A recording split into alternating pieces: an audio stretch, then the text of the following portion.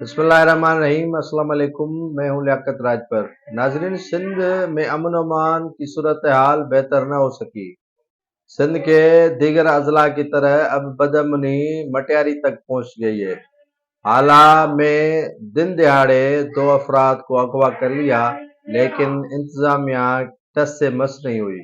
बदअमनी की लहर जो सिंध के दीगर अजला घोटकी, कश्मोर, कंदकोट और उसके साथ साथ सक्खर, कंबर, शहदाद कोट, खैरपुर और जैकबाबाद में बढ़ती हुई नजर आ रही है, वही बदअमनी अब पुरअमन इलाके, सिंध के बेहतरीन इलाके मटियारी तक जा पहुंची। हाला से एक इमाम बारगाह के मुतवली समेत 2 अफराद को अगवा कर लिया है। उनके लवाकिन से अगवाकारों ने तावान भी मांग लिया है, लेकिन इंतजामिया इसकी तरफ तवज्जो देने के लिए तैयार नहीं है।